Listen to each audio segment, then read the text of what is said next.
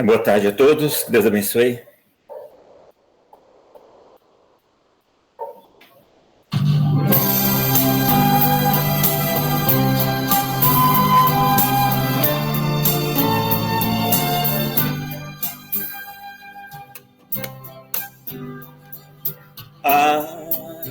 Se eu soubesse compreender o meu irmão, se eu só falasse de amor aos corações, seria bem melhor.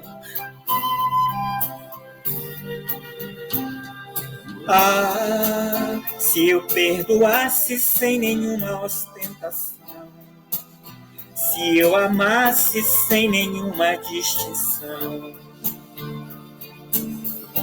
eu seria mais feliz.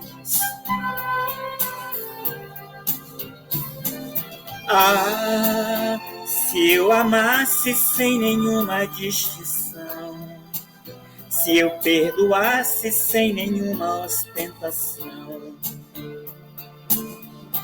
eu seria mais feliz. Porque eu falo então de coisas que eu não sou capaz, se ainda existe em mim tanta estupidez. Se cada um de nós fizer um pouco a cada dia, podemos melhorar. O mundo em que vivemos irá se transformar em paz e harmonia. Se cada um de nós fizer um pouco a cada dia, podemos melhorar.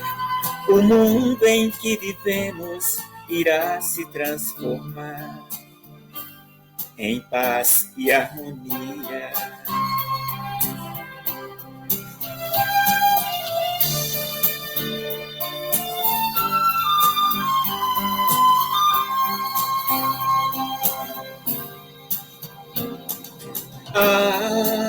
Se eu amasse sem nenhuma distinção, se eu perdoasse sem nenhuma ostentação,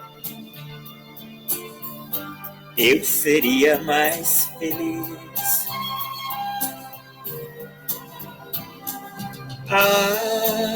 Se eu perdoasse sem nenhuma ostentação, se eu amasse sem nenhuma distinção, eu seria mais feliz. Porque eu falo então de coisas que eu não sou capaz, se ainda existe em mim tanta estupidez. Se cada um de nós fizer um pouco a cada dia, podemos melhorar. O mundo em que vivemos irá se transformar em paz e harmonia. Boa tarde a todos. Se cada um de nós fizer um pouco a cada dia, podemos melhorar. O mundo em que vivemos irá se transformar em paz e harmonia.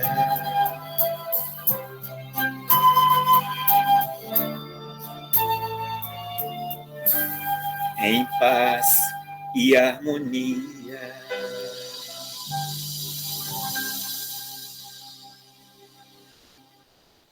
Falando com Deus.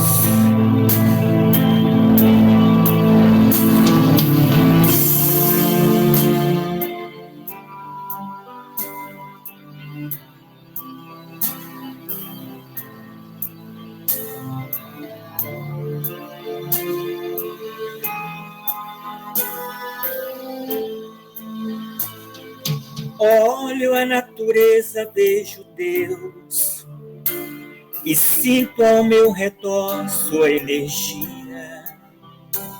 Os pássaros cantando, ouço Deus. Eu canto Deus em minhas melodias. Tanta inspiração em meu viver transforma minha alma a cada dia. Eu acordo ao amanhecer e me alimento dessa energia. Falo com Deus quando eu estou comigo em minhas orações.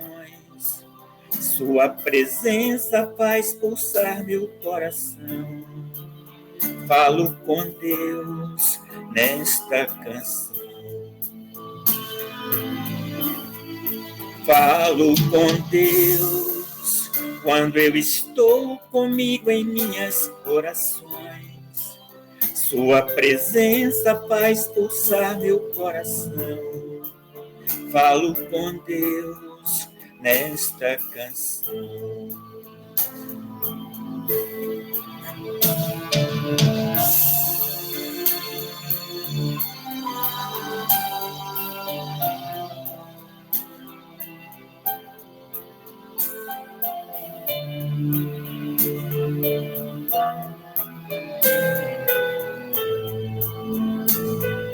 Olho a natureza, vejo Deus e sinto ao meu redor sua energia. Os pássaros cantando, ouço Deus. Eu canto Deus em minhas melodias. Tanta inspiração em meu viver transforma minha alma a cada dia. Eu acordo ao amanhecer e me alimento dessa energia. Falo com Deus quando eu estou comigo em minhas orações. Sua presença faz pulsar meu coração. Falo com Deus nesta canção. Falo com Deus quando eu estou comigo em minhas orações. Sua presença faz pulsar meu coração. Falo com Deus nesta canção. Falo com Deus quando eu estou comigo em minhas orações. Sua presença faz pulsar meu coração. Falo com Deus nesta canção. Falo com Deus quando eu estou comigo em minhas orações. Sua presença faz pulsar meu coração. Falo com Deus nesta canção.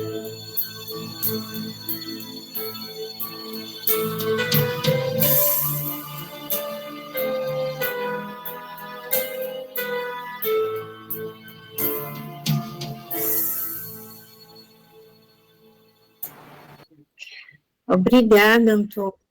Gratidão. Pessoal, boa tarde a cada um de vocês que estão entraram enquanto a música estava sendo cantada. Hoje é um dia, sem dúvida nenhuma, comemoração, porque hoje, nossa irmã, esse espírito que foi há muito tempo, mas que trabalha incansavelmente no plano espiritual, trazendo todo o conhecimento, nos mostrando Jesus sobre um olhar ainda muito mais profundo, muito mais verdadeiro. Boa tarde, Giana. Faz aniversário. Então, hoje nós comemoramos o aniversário de Amélia Rodrigues. Coincidentemente, neste domingo, nós estamos estudando, né, esse livro, Luz do Mundo, e hoje vamos falar sobre o capítulo 15, Seguir a Jesus, e nossa facilitadora, essa irmã querida que já faz parte desta casa, Rosa. Aqui está a Rosa Miranda, integrante da equipe de estudos do setor, né, da FEB, e é muito bem-vinda. E eu vou fazer só uma prece muito rapidinha mesmo, só dizer assim, obrigada a Deus pela vida de cada um de nós que aqui caminhamos. Que assim seja, porque Antônio Carlos já iniciou trazendo essas músicas, e é convidar a espiritualidade, que sabemos aqui está, convidar a Amélia Rodrigues para ajudar, intuir, né, nossa facilitadora, e a nós também, para que venhamos a compreender tudo aquilo que ela está trazendo para a gente. E é isso. Rosa, é com você, fique à vontade. Obrigada, Andréa, obrigada, Ju, obrigada a todos. Nossa, que bom. Estou vendo aqui um bocado de gente aqui da família também. O bom de ter família grande é isso, né, Ju? Bom, gente, eu gosto. Obrigada. Hoje a gente vai, mais uma vez, né, mergulhar com a Amélia Rodrigues naquela época, né, há mais de 2000 anos, né, passados, quando o nosso mestre aqui esteve e nos deixou várias lições, né. A mim coube hoje falar sobre o capítulo 15 do livro Luz do Mundo, que é Seguir Jesus. Mas antes de iniciar esse estudo, né, aos domingos pela manhã eu faço com minhas irmãs, a gente tem um estudozinho do Livro dos Espíritos, e aí hoje a gente falou sobre a lei de liberdade, e minha irmã trouxe um recado, né, de Emmanuel. E aí eu achei tão interessante que eu vou ler para vocês hoje, para que justamente isso, a gente já comece nesse processo da reflexão sobre o que é seguir Jesus, né? Então, faz parte do livro Recados do Além, né, de Emmanuel, página 47, que fala sobre liberdade, e diz assim: o discípulo procurou o instrutor cristão e pediu-lhe um parecer sobre a liberdade. O nobre amigo, de coração marcado pelas experiências do mundo, pensou por longos momentos e respondeu: se ainda não conheces os ensinamentos do Cristo, estás livre para fazer o que gostas. Mas, se já aceitaste as lições de Jesus, estás livre para fazer o que deves. Então, assim, nós, que aqui estamos, já aceitamos as lições de Jesus e a gente já sabe que nós temos que fazer o que deve, né? Então, vou começar aqui, vou fazer uma pequena apresentação para vocês. Espero que todos possam ter lido esse capítulo, não dá para poder a gente fazer ele ler todo na íntegra, né? Mas está aqui, Luz do Mundo, capítulo 15, né? Desse livro maravilhoso de Amélia Rodrigues, que a Andréa já mostrou, mas que eu trouxe também para aqueles que não conhecem o livro, nunca viram a capa, faz parte de uma coleção, que são de 10 livros, né? Agora entrou o 11º, né? Que foi o Essencial, que Divaldo Franco lançou agora, e que a gente está fazendo esse estudo, tá? Então, a gente vai começar assim: aqueles eram dias de intenso júbilo. Assim começa Amélia Rodrigues com esse livro. Bênçãos de esperanças várias caíam abundantes sobre aqueles corações. O grupo crescia consideravelmente. Mulheres abnegadas desdobravam cuidados.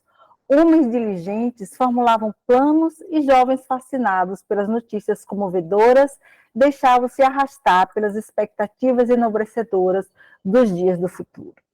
Amélia nos traz muito mais sobre essa sensação que estava acontecendo naquele período. Aquele período de intenso júbilo era justamente aquele período em que Jesus estava ali com eles. Mas aí a gente faz assim: quanto tempo esse povo, né, principalmente os judeus, eles ficaram sem ouvir falar sobre a vinda do Messias, né? Eles passaram um bom tempo sobre isso. E aí, fazendo uma pequena pesquisa, né, aí a gente descobre, peguei nesse site, mas assim, acaba tendo, às vezes uns dá um pouco, dá 400 anos, outros dá 450, outros dão 500, mas assim, esse foi o que eu achei mais por causa, ele fala exatamente do último profeta, que foi Malaquias, né? que foi por volta de 450 anos antes de Cristo. Então, nenhuma voz profética genuína foi ouvida novamente durante 500 anos. Conhecemos esse período, né, que eles chamam como período intertestamental, ou seja, o intervalo entre as dispensações do Velho e do Novo Testamento. Né? Sem um profeta, o povo naquela terra começou a se dividir em partidos e grupos, cada um exigindo o direito de interpretar as escrituras e de liderar o povo. Então, até que chegasse a vinda de Jesus, até que Jesus encarnasse aqui, houve justamente esse vazio, né? Porque vários profetas trouxeram falando a respeito da vinda do Messias, principalmente para aquele povo judeu que era um povo sofrido, um povo que tinha sido escravizado, um povo que estava passando por várias tormentas há muitos séculos, né? E de repente começa quem? João Batista, né? Ele vem, ele aparece e começa a anunciar justamente a chegada desse Messias. Então, aí a gente continua, né, falando sobre o que a Amélia Rodrigues nos traz. Deixa eu pegar aqui só rapidinho aqui o livro, porque teve algumas coisinhas que eu marquei aqui para trazer para vocês, né? E a Amélia, ela continua falando sobre esse dia e tal, e aí ela começa a falar sobre o efeito de Jesus sobre as pessoas. Né? E aí a gente vê, eu trouxe também só pequenos pedaços, pensando apenas, que diz assim, para trás ficavam os receios e as inquietações. Não obstante as intrigas políticas, os ciúmes religiosos, as problemáticas de cada espírito, uma harmonia generalizada identificava os espíritos reunidos em torno do Rabi arrebatador. Né? As suas lições eram recebidas como concessões divinas que penetravam o âmago dos sentimentos e descortinavam panoramas dantes jamais sonhados. Sentiam-se dominados por estranho e singular entusiasmo. A presença dava-lhes desconhecido poder e todos pareciam dispostos a qualquer trabalho, a indistinta batalha que estrugisse nos diversos sítios. Em conversas íntimas, discutiam as razões por que os dominava o estranho magnetismo do mestre. Então, quando a gente fala sobre magnetismo, né, principalmente o magnetismo de Jesus, não tem como, né? E aí a gente vai para o estudo da nossa doutrina, onde a gente tem justamente que a gente vai para a escala espírita, a gente vai para tudo aquilo que os espíritos nos trouxeram, que Kardec nos trouxe, né? Porque a gente já sabe que cada espírito ele se encontra numa escala evolutiva. Né? Todos nós chegaremos à perfeição, mas cada um de nós está dentro do seu patamar evolutivo. Jesus era um espírito perfeito. E aí, na questão 96, na questão 274, que eu trago para vocês, Kardec pergunta, são iguais os espíritos ou há entre eles qualquer hierarquia? E aí eles respondem, são de diferentes ordens, conforme o grau de perfeição que tenham alcançado. Foi o que eu acabei de falar. Mas aí, mais na frente, Kardec pergunta, da existência de diferentes ordens de espíritos, resulta para estes alguma hierarquia de poderes? Há entre eles subordinação e autoridade? E aí eles respondem, muito grande. Os espíritos têm uns sobre os outros a autoridade correspondente ao grau de superioridade que hajam alcançado. A autoridade que eles exercem por um ascendente moral irresistível. E aí Kardec continua perguntando, podem os espíritos inferiores subtrair-se à autoridade dos que eles são superiores? E os espíritos respondem, irresistível. Então, Jesus, ele era dotado de uma autoridade moral irresistível. E essa autoridade moral é que fazia com que essas pessoas falassem justamente desse domínio, desse estranho magnetismo que vinha desse mestre querido. Né? Mas era só isso? Só apenas uma autoridade moral? Não. A autoridade moral é aquela que os espíritos nos trouxeram para compreender por que eles não conseguiam resistir. Mas não era somente isso, havia muito mais. E o que é que tinha muito mais? Era justamente aquilo que a gente traz na codificação, falando né? Não dá para a gente trazer tudo, porque é realmente muita coisa. Mas assim, a Amélia fala, eu peguei um trechozinho que a Amélia fala assim: era, pois, uma perene primavera de emoções a sua presença, a sua mensagem. Ou seja, era um aflorar de emoções e de sensações. E aí, quando a gente vai para o Evangelho segundo o Espiritismo, no capítulo 19, no item 12, também só pegando um pedacinho, fala assim: o magnetismo é uma das maiores provas do poder da fé posta em ação. É pela fé que ele cura e produz esses fenômenos singulares, qualificados outrora de milagres. E aí, desculpa, Kardec continua dizendo: a fé é humana e divina.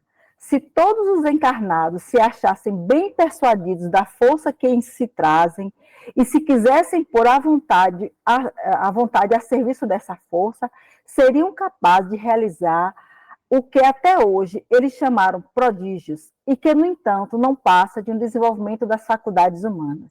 O que foi que o mestre nos disse? Vós sois deuses, podeis fazer aquilo que eu faço e muito mais. Por quê? Porque todos nós temos dentro de si essa potência. Nós somos uma potência em desenvolvimento, em evolução. Jesus já alcançou, já ultrapassou isso daí. Então, por isso que ele nos disse. E aí, na Gênesis, né, no capítulo 14 e no capítulo 15, a gente fala sobre a superioridade da natureza de Jesus, que diz assim: a sua superioridade com relação aos homens não derivava das qualidades particulares do seu corpo, ou seja, não era da matéria, mas do seu espírito, que dominava de modo absoluto a matéria, e do seu perispírito, tirado da parte mais quintessenciada dos fluidos terrestres. Ou seja, não era, além da superioridade moral do Cristo, ele dominava de modo absoluto a matéria. Por quê? Porque é necessário que, para que você chegue à perfeição, você consiga adquirir todos os conhecimentos, e com isso, com a aquisição desses conhecimentos, você consegue tranquilamente manipular essa matéria. E a gente manipula justamente através desse do perispírito, né? Movimentando esses fluidos do local onde você esteja. E aí, continuando, diz assim, na Gênesis, no capítulo 15, diz assim: sua alma, como de excepcional penetração e superior de muito a que de ordinário possui os homens comuns, o mesmo havia de dar-se nele com relação a todos os fenômenos que dependem dos fluidos perispirituais ou psíquicos. A qualidade desses fluidos lhe conferia imensa força magnética, secundada pelo incessante desejo de fazer o bem. Então, Jesus, por ele saber dominar de modo absoluto a matéria, ele sabia manipular todos esses fluidos, e através dessa manipulação ele promovia todas essas curas. Então, por isso que o mestre querido, ele tinha todo esse magnetismo e ele fazia tudo aquilo. Mas uma das primeiras coisas que ele falou foi justamente isso: vós sois deuses, podeis fazer o que eu faço e muito mais. Justamente dizendo que nós tínhamos essa capacidade dentro de nós. E aí, dando seguimento, né, a gente vai trazer justamente sobre a missão de Jesus, né? E aí a Amélia fala assim: conquanto o seu amor constante e a ternura com que os recebia, não poucas vezes revelava-se austero, enérgico. Era um comandante que os conduzia com segurança, assumindo responsabilidade por todos os atos. Jamais negaceava a verdade e nunca deixava perder a oportunidade de ensinar com a altissonante linguagem do exemplo. Então, o que a Amélia quis trazer com relação a isso daí? Primeiro, não obstante Jesus, ele ser amor, ele ser justiça, ele ser caridade, ele ser benevolente, mas ele não era bobo, ele não era uma pessoa a qual ele dizia amém. E ele justamente assim, revelava-se austero e enérgico. Por isso que nós temos a disciplina, né, como um dos requisitos justamente desse nosso crescimento espiritual. Porque, às vezes, as pessoas entendem que, porque, por exemplo, a doutrina espírita mesmo, ela, por nos dar esse livre-arbítrio, essa liberdade da gente se manifestar, da gente fazer as nossas próprias escolhas, as pessoas entendem que não há um compromisso. Mas se nós pararmos para poder observar,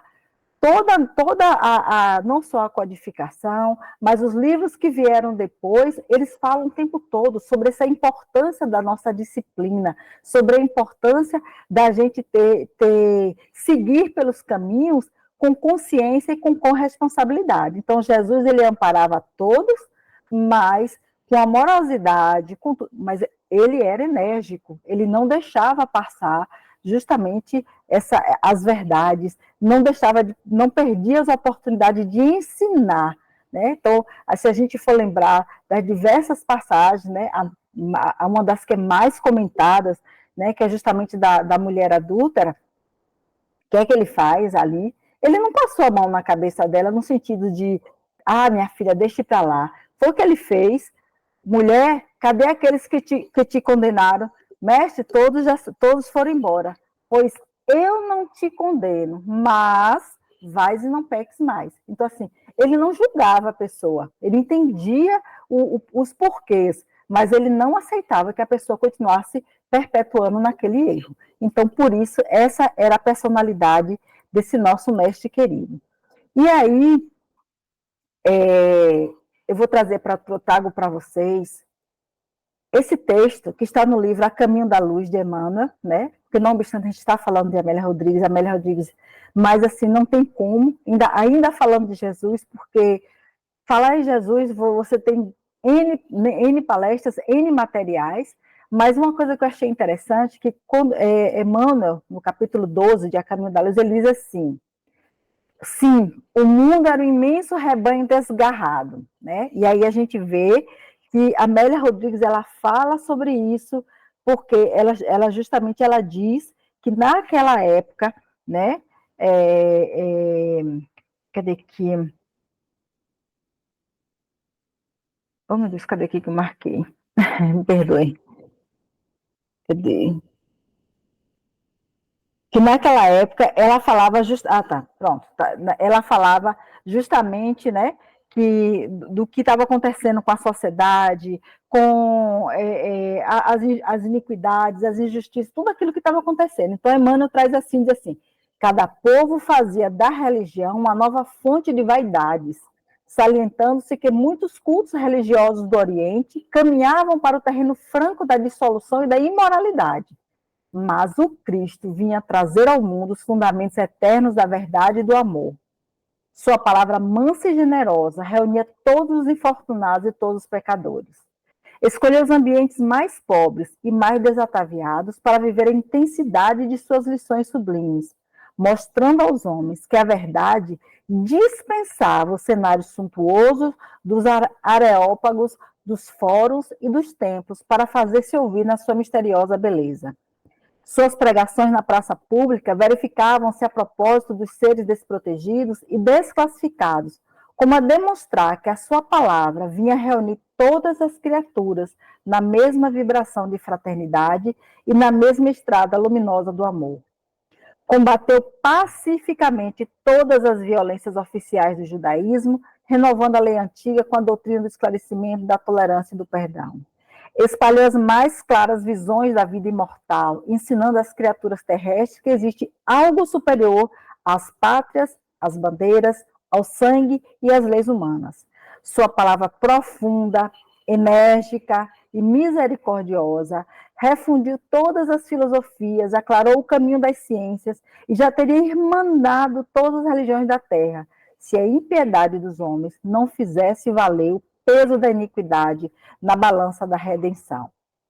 Então, eu trouxe esse texto de Emmanuel porque ele faz uma síntese, daquilo ele faz uma síntese exatamente daquilo que Jesus, ele traz, peraí, pessoal. Tá. Aqui, apareceu outra tela aqui. Daquilo que Jesus trouxe e de como ele encontrou a humanidade naquela época, né? E aí, só para a gente fechar sobre Jesus, né, nesse aspecto da personalidade dele, ele no capítulo 1, quando ele fala que não veio destruir a lei, né, no item 4, ele diz assim, Kardec diz assim, que ele vier ensinar os homens que a verdadeira vida não é a que transcorre na terra, e sim que é vivida no reino dos céus. Vier ensinar-lhe o caminho que a esse reino conduz, os meios dele se reconciliarem com Deus e de pressentirem esses meios na marcha das coisas por vir para a realização dos destinos humanos. Entretanto, não disse tudo, limitando-se a respeito de muitos pontos, a lançar o germe de verdade, segundo ele próprio o declarou, ainda não podia ser compreendida. Ele falou de tudo, mas em termos mais ou menos implícitos. E assim continua o texto. Então, assim, Jesus, ele vem justamente, como Emmanuel fala assim, ele chega naquele momento onde as pessoas estão desiludidas, onde as pessoas estão desgarradas, onde as pessoas estão sem norte, cada um criando suas teorias, e faz com que, e traz justamente a sua doutrina de amor e de verdade, trazendo os ensinamentos da verdade, para que as pessoas pudessem começar a construir o seu verdadeiro caminho, o seu verdadeiro futuro, né? Mas, como Emmanuel disse, infelizmente, os homens ainda insistem, né, através dessa iniquidade. E aí a gente continua quando ele, né, quem lê o texto sabe que ele está conversando, e aí um dos discípulos diz assim, mestre, eu seguirei contigo, né? Seguir-te-ei onde quer que fores, disseram o discípulo. E aí ele responde, as raposas têm covis e as aves do céu têm seus ninhos, mas o filho do homem não tem onde reclinar a cabeça. A astúcia consegue o poder e a impiedade produz a dominação. O filho do homem não tem uma pedra para reclinar a cabeça. Sua é a casa universal, ilimitada e indimensional. Segui-lo é renunciar às vãs ambições da posse, das quiméricas aquisições que não transpõem o túmulo. Permutar os limites do que se toca pelo horizonte sem fim das realizações espirituais. É ter sem deter, possuindo sem dominar. Não ter nada e tudo possuir, sem amanhã, num perene hoje a perder-se na verticalidade do amor. Então, Amélia, quando ela traz isso daí, que Jesus deu essa resposta a esse discípulo que queria dizer, que iria seguir ele onde quer que ele fosse, ele vai dar essa resposta, né, para esse discípulo, e o que é que ele fala? Ele fala que ele, né, não tem onde reclinar a cabeça. É como se ele dissesse assim, olha, você quer me seguir?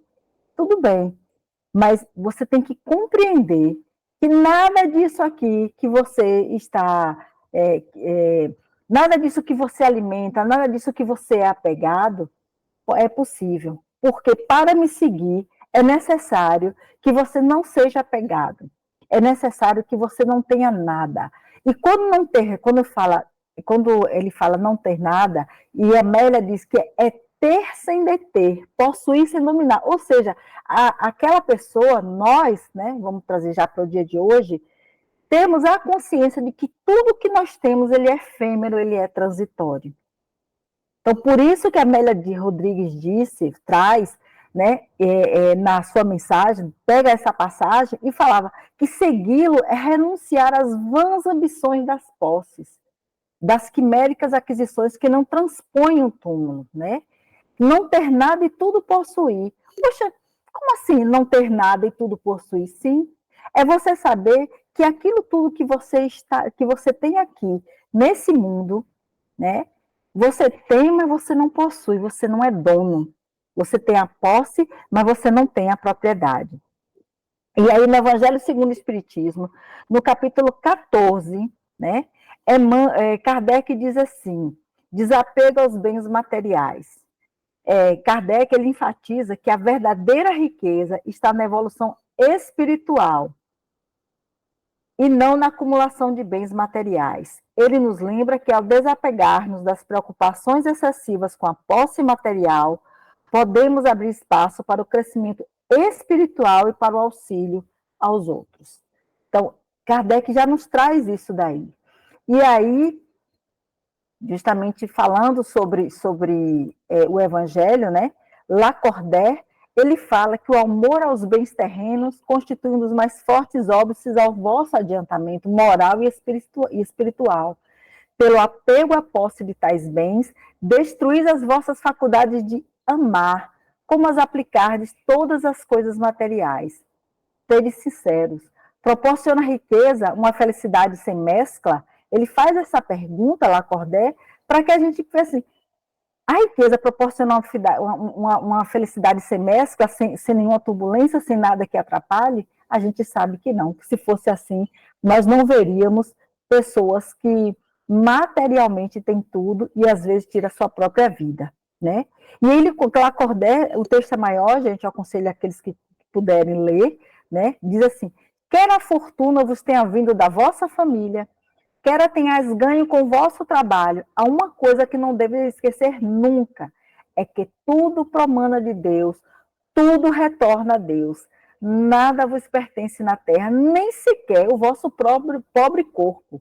A morte vos despoja dele, como de todos os bens materiais. Sois depositários e não proprietários, não vos iludais. Deus vos emprestou, tende de lhes restituir, e ele empresta sob a condição de que o supérfluo, pelo menos, caiba aos que carecem do necessário. Então, a gente já começa a entender que nessa conversa que Jesus está tendo com esses discípulos, o que é que ele quer dizer com cada vez que alguém chegava e dizia para ele que iria segui-lo, ele dava a resposta. Então, a primeira que ele deu foi essa, que a raposa tem covis e as aves do céu têm seus ninhos, mas o filho do homem não tem onde reclinar a cabeça. Foi a primeira. E aí vem outro discípulo e ele fala assim, sim, seguirei contigo, mas deixa-me primeiro sepultar o meu pai que está morto, né? E aí ele fala, deixa os mortos, falou ele com nobre energia, o cuidado de enterrar os seus mortos. E Amélia diz que morrer é começar a viver, e não raro viver é mergulhar nas sombras da morte. Havia um cadáver à sua espera e a vida o chamava à ação. Muitos se afadigavam pelas coisas mortas. Os corpos estão vibrando, mas são a morte, pois que passam. Carga para a marcha da evolução, projetam sombra e ensejam luz enquanto avançam.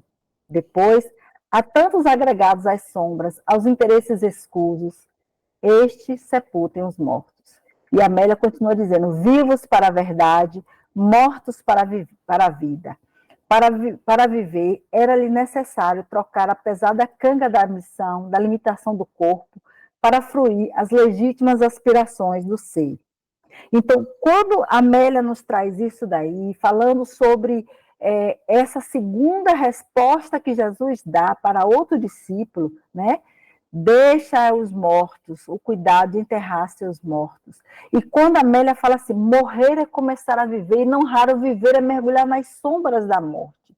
Por quê? Porque nós temos ainda aquela concepção de que a morte para nós, a morte física, né, é uma destruição, que tudo acabou no sentido assim, estou deixando tudo. Não. Pelo contrário, a verdadeira vida, a gente já sabe que é a vida espiritual. Então, quando nós estamos aqui encarnados, é que nós estamos mortos. Nós estamos mortos para a verdadeira vida. E quando nós morremos aqui, quando nós desencarnamos, deixamos o nosso corpinho físico aqui e retornamos para o plano espiritual, aí sim é que nós estamos vivendo de verdade. E quando ele fala... Jesus traz essa passagem, que ele fala assim, deixa os mortos, o cuidado de enterrar os seus mortos. Quem são esses mortos que enterram mortos? Mortos que enterram mortos são aquelas pessoas que vivem para a matéria, e a matéria, esse plano físico a que nós estamos, eles estão apegados. Então, por isso que ele disse isso. Deixa aqueles que são apegados à matéria enterrar aqueles que estão mortos, porque eles valorizam a matéria, não o espírito. Foi isso que o mestre nos quis dizer com isso. E disse a esse discípulo que queria segui-lo, mas que primeiro queria ir lá enterrar um corpo. E ele de uma forma, né, muito de sabedoria, disse isso para ele. Ou seja, você não tem que estar se preocupando com o corpo físico, porque ele já acabou. O respeito existe, lógico, mas não é, a pessoa não está mais ali. É um corpo em desagregação. E aí, ele fala aqui que o seguinte, cadê aqui? Quando ele diz assim, havia um cadáver à sua espera, a Amélia Rodrigues fala assim, havia um cadáver à sua espera e a vida o chamava à ação. Quando ela traz isso para a gente, ele está dizendo o quê? Dizendo para aquela pessoa que é o seguinte, olha, enquanto você está se preocupando com algo, um corpo, a qual ele já está apodrecendo e que ele é transitório, a vida, a verdadeira vida, ele chamava para a ação. Qual era a verdadeira vida? É justamente a vida espiritual. Então, foi isso que Jesus quis dizer assim, se desapegue das coisas desse mundo. Aí já não está falando mais dos bens, mas aos rituais, a tudo aquilo que muitas vezes a gente valoriza bastante e que é tudo transitório, é tudo efêmero. É isso daí, né? E aí a gente vai continuar com mais outro, né?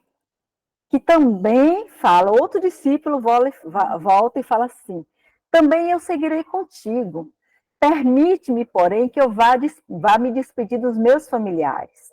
E aí o mestre responde de novo, aquele que toma da charrua, ele fala docemente, né? E olha para trás, não é digno do reino dos céus. E aí a Amélia vem dizer assim, que o campo aí está eriçado de abrolhos e rico de dificuldades, esperando os instrumentos que ele revolva, os impeça e os afastem. A terra dos corações se apresenta vencida pela erva daninha da má vontade e do pessimismo. Tomar a charrua e avançar. Indecisão é insegurança. Medo significa ignorância. Timidez representa experiência em começo. E dubiedade, ou seja, traduz pusilanimidade. Então, ou seja, a ambiguidade traduz covardia. Desculpa. Então, quando Jesus fala isso, aquele que toma da charrua, né, e olha para trás, não é digno do reino dos céus. O que é a charrua? Charrua é o arado, ou seja, aquele que resolve trabalhar, aquele que resolve se entregar, né, para o trabalho do reino dos céus, como ele fala aqui, ou seja, para o trabalho espiritual, ele não pode estar olhando para trás. Foi isso que ele quis dizer. Ele não pode ser indeciso, inseguro, ter essa timidez, essa covardia. Ele não pode. Por quê? Porque ele já foi desperto para as verdades. Foi aquilo que eu trouxe lá no início, né, daquela mensagem de Emmanuel, do discípulo que responde o amigo para ele, que fala assim, se não conheces o ensinamento do Cristo, estás livre para fazer o que gosta, mas se já aceitaste as lições de Jesus, estás livre para fazer o que deves. Então, tomar a charrua e não olhar para trás quer dizer, eu me proponho a me modificar. Eu me proponho a viver uma nova vida. E o que é essa nova vida? É compreender que nós temos que estar aqui, nós estamos trabalhando aqui, nós vivemos nesse mundo, mas esse mundo não pode nos deter. Esse mundo, nós não podemos pertencer a esse mundo. Nós estamos aqui, mas nós não somos daqui. E quando eu falo não ser daqui, não é do planeta Terra. É que essa vida material é mais uma de muitas que já tivemos e que vamos ter. E se nós abraçamos a causa, se nós estamos aqui hoje nesse trabalho, já que buscando esse conhecimento, nós temos que pegar, sim, o arado para justamente movimentar, revolver essas terras que estão dentro dos nossos corações, que está tomada pela erva daninha da má vontade e do pessimismo. E aí, a Amélia Rodrigues diz assim, ó, a terra dos corações, o agricultor que suca o solo, ou seja, né, que ara o solo e o deixa, fitar-lo-á mais tarde, infelicitado pela invasão de maior quantidade de plantas perniciosas, porque os sulcos ressecam ao sol ou transformam-se em pântanos sob chuva ao abandono. O que a Amélia quis dizer isso? que se a gente começou e largou, é pior ainda do que a pessoa que nem sequer, que nem despertou, entendeu? Então, por isso que Jesus falou, se quiser seguir ele, a gente não pode olhar para trás. A gente agora, nós já pegamos o nosso arado e já começamos. E aí eu trouxe uma vez eu fiz um trabalho falando justamente sobre essa questão do arado, que esse versículo, né, que está em Lucas, também está em Mateus, ele fala justamente sobre esse desafio do discipulado, ou seja, os desafios que nós, que queremos seguir Jesus, devemos enfrentar. E quando ele escolheu o arado, Jesus escolheu o arado como símbolo dessa passagem, foi para se fazer compreendido, no sentido que se nós resolvemos abraçar o trabalho árduo na construção do reino de Deus, nos nossos corações, no das pessoas, né, seguindo, a gente não pode ter apegos do mundo, não podemos olhar para trás. É seguir em frente sempre, não dá mais, né? E aí, mais um discípulo que fala assim, seguirei contigo, mestre, disseram todos. Ou seja, depois que ele deu essas 3 respostas, esses 3 discípulos ainda disseram, seguirei contigo, mestre. Né? Então, todos, com tudo isso que ele falou, ainda assim disseram que seguiriam. E aí a Amélia nos diz que decisão firme e marcha segura no bem é manifestação de espírito que se encontrou a si mesmo e sabe o que deseja, como quer e para que quer. Não olha para trás. Apresentavam, porém, condicionais, justificavam decisões. Até hoje, há os que pretendem seguir Jesus. Avancemos, porém, seguindo além do pretender. Sigamos já. Né? Então, assim, ela conclui esse estudo, essa passagem, né, falando justamente isso, né, que a nossa decisão firme, a marcha segura do bem, é manifestação do Espírito que já se encontrou, mas que até hoje há aquelas pessoas que pretendem seguir Jesus, mas continua ainda no querer, continua ainda protelando, encontrando justificativas para essas indecisões, para colocando condições para poder segui-lo, né? E a gente vai lembrar da parábola do semeador, que esse mestre, ele conta justamente falando sobre isso, que quando ele saiu a semear, né, ele lançou sementes, e essas sementes é justamente essas verdades, é o amor que ele traz, né, e os terrenos são os nossos corações, e ele fala justamente que uma parte caiu na beira do caminho, as aves vieram e comeram. Outra parte caiu em terreno pedregoso, onde não havia muita terra. Brotou, mas logo em seguida secou. Né? E outro caiu onde a terra não era profunda. Quando o sol saiu, as plantas o queimaram e secaram porque não tinha raiz. Né? Outra caiu entre espinhos que cresceram e sufocaram as plantas. E aí, por último, foi aquela que caiu na boa terra, e que cada terra dessa, a boa colheita, deu 100, 60 e 30 por 1. Aquele que tem ouvidos para ouvir, que ouça. Né? E os discípulos perguntaram até ele por que ele falava por parábolas. Então, assim, é isso que o mestre está dizendo, né? Que nós aremos os nossos corações para que nós possamos, para que as sementes que ele lança, né? Para que as sementes que ele lançou, elas caem na nossa terra firme, mas para isso é necessário que a gente tenha o desapego, é necessário que a gente compreenda a efemeridade desse mundo, né? E é necessário que a gente lance mão do trabalho, se permita arar os nossos corações e auxilie ele nessa grande sementeira. Né? No livro Segue-me, de Emmanuel, ele também fala, ele fala, estais seguindo Jesus?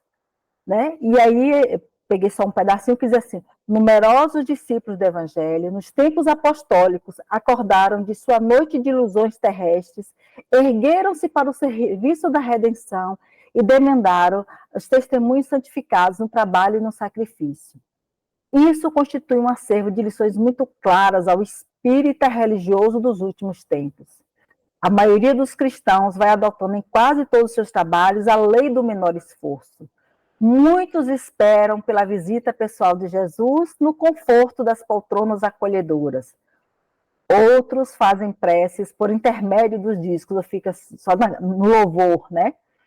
Pergunta a ti mesmo se estás seguindo a Jesus ou apenas as normas do culto externo do teu modo de filiação ao Evangelho. Isso é muito importante, porque levantar e renovar-se ainda é o nosso lema.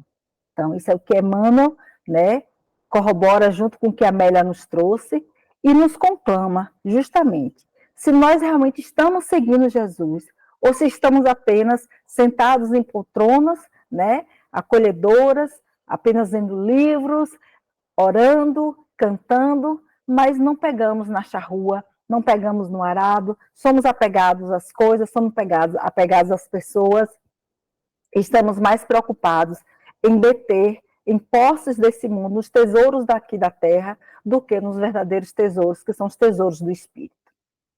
E com isso eu encerro hoje, agradecendo a vocês, né, mais esse estudo, e foi muito grandioso, foi muito gratificante, e antes de eu trazer qualquer coisa para vocês, para mim, é a maior fonte de orientação, de aprendizado e de reflexões. Muito obrigada a todos vocês. Entendeu? Nós é que agradecemos, Rosa. Obrigada, Rosinha. Obrigada a vocês. E como nós aprendemos, né, em Primícias do Reino, que é o primeiro livro, que nós já estudamos, lembramos que a Amélia nos mostra que, nos lembra, na verdade, que conhecer a Jesus é plasmá-lo na mente e no coração. Exatamente. E ela continuamente nos oferta seu exemplo há 163 anos. Ela sempre está nos convidando a fazer a nossa parte. Então, vamos fazer a nossa parte. Alguém gostaria de fazer uma pergunta, uma colocação? Alô, Alexandre, Recife. Fique à vontade, Alexandre. Bem-vindo. Primeiramente, agradecer a Juscelia o carinho de ter me convidado, porque eu sempre aprendi que nós nunca devemos pedir nada aos desocupados. Eles nunca têm tempo para a gente. Eu sou ocupado até as orelhas. Mas eu fiquei muito feliz com a colocação da nossa expositora, a quem parabenizo, porque eu sou fã de carteirinha de Amélia. Sim. Eu pensei que só eu sabia falar de Amélia. Olha que maravilha, como eu descobri. E eu concordo plenamente com a nossa irmã, a N, não sei, está aqui codificado só a N, é a segunda à esquerda, quando ela fala, né, quando aquele que conheceu Jesus jamais será o mesmo. Ele não voltará porque ele está com a consciência plena de que o Mestre é o caminho da verdade e da vida. Um abraço para todos vocês. Até o próximo domingo. Obrigada, Alexandre. Meu nome é Rosa. Eu não sei se você estava falando de mim, mas você falou assim, da irmã que estava falando, então deve ter sido de mim. Simone, né, levantou a mão, Simone, fica à vontade. Parabéns, minha amiga, parabéns. Você falou lindamente dela, você trouxe toda a amorosidade que a Amélia tem na sua fala, ela pinta com as palavras de uma maneira lindamente. E você trouxe esse cenário. Então, nossa, só posso lhe agradecer. Foi tudo muito bonito, muito bem preparado, muito organizado, como você é. Gratidão de coração. Obrigada. Simone é suspeita. Simone não dá para... É porque a gente tem um bate-bola legal, Ju. A gente tem um bate-bola legal, a gente, né, é amiga, mas a gente puxa a orelha também uma da outra, viu? Não pense que é tudo mar de rosa, não. Sueli levantou a mão. Hoje foi um dia que só tenho a agradecer a Deus por esse dia maravilhoso e fechando com chave de ouro tudo isso que Rosinha passou para nós. E no final ela ainda foi falar da semeadura. E hoje na Mansão do Caminho teve um canto que uma moça de Feira de Santana, Lisete. Eu não gravei o nome dela, mas foi muito linda. uma voz doce, gostosa, cantou essa música sobre a semeadura, né? Sobre as sementes. Gente, foi muito lindo, muito emocionante hoje pela manhã. Foi mesmo, Su. E aqui, para os que não estiveram, vou dizer a vocês, Divaldo nos confessou no final que, como Dona Amélia é responsável pelo setor educação da Mansão do Caminho, que ela esteve presente, porque o lema de encerramento desse ano da federação foi a educação do espírito, né? O espírito e a educação, o espírita e a educação. Então, foi uma coisa muito bonita, muito emocionante, e a presença dela impregna o ambiente. Foi muito lindo, de verdade.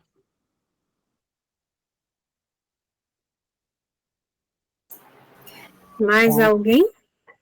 Só te agradecer, Rosa, por você Obrigada, estar mais gente. uma vez conosco, fazendo trabalho para a Casa do Evangelho, para todas as instituições que estão presentes aqui, no nosso estado e também fora dele. Que Deus te abençoe sempre, gratidão pela presença de todos. Alexandre, um abraço, viu? Depois eu te respondo lá, amigo.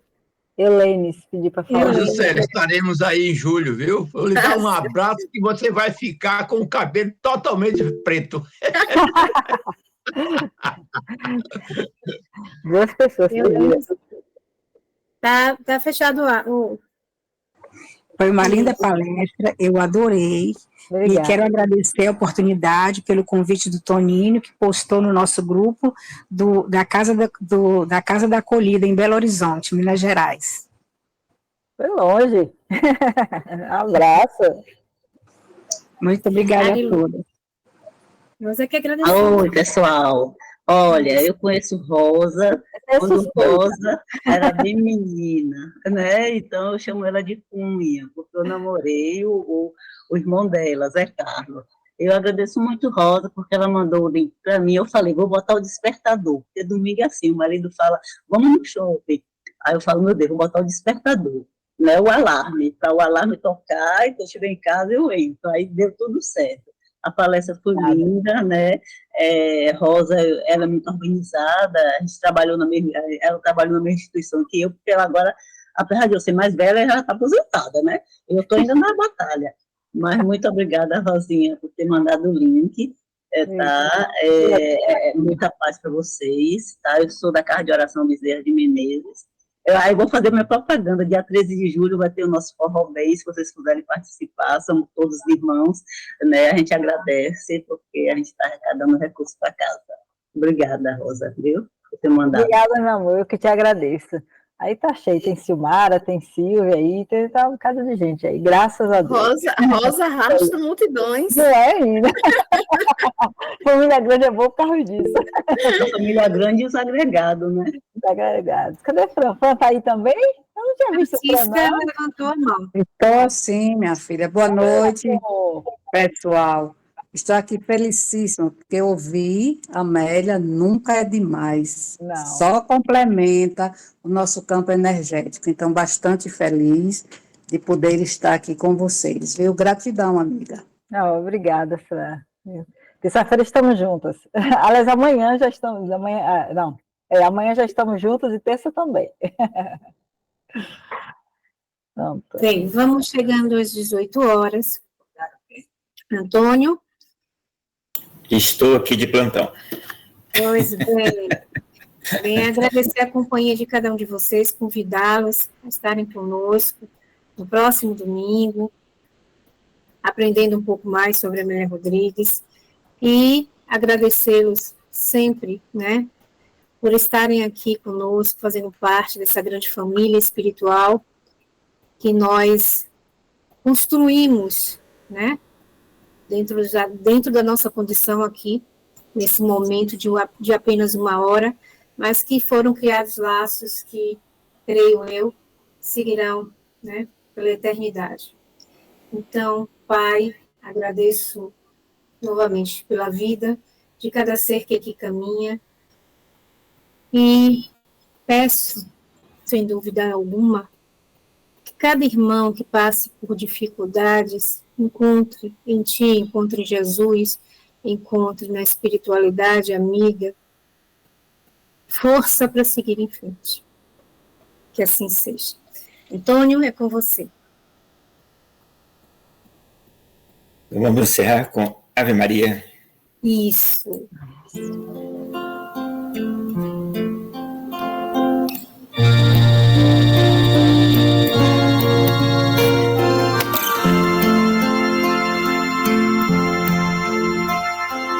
Ave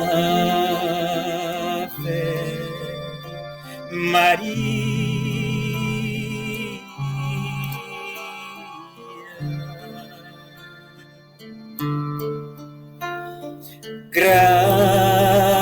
Gratia plena, Maria, gratia plena, Maria, gratia plena, Ave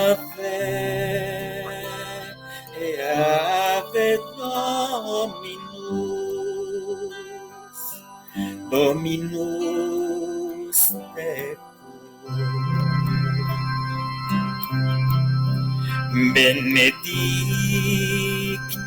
tu in mulieribus,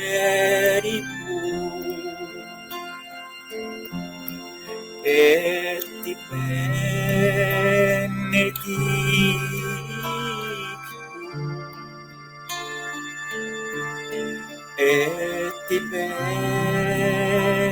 benedictus fructus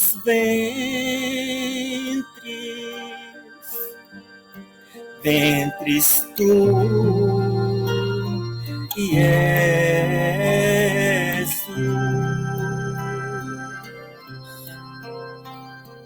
Ave Maria.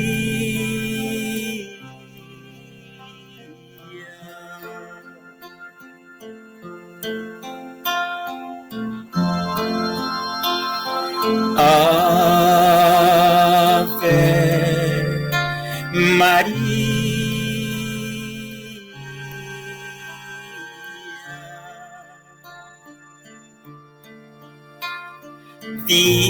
Virgem do céu, santa de amor, tem vosso olhar toda a magia da luz que brilha no olhar do Senhor. Venha a nós a graça que esplende de vós. Venha a nós o vosso amor. Dai paz, amor, felicidade.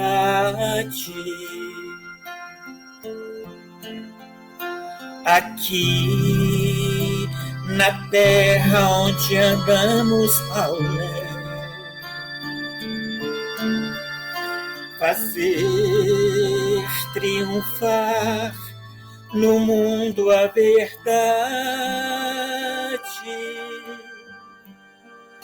Ó vós que sois a rainha do céu,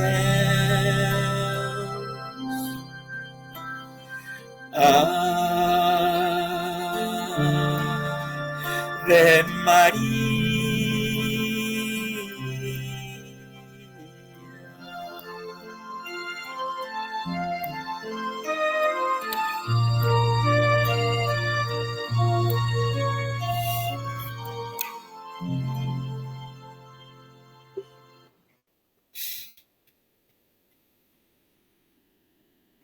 Lindo, obrigada, Antônio.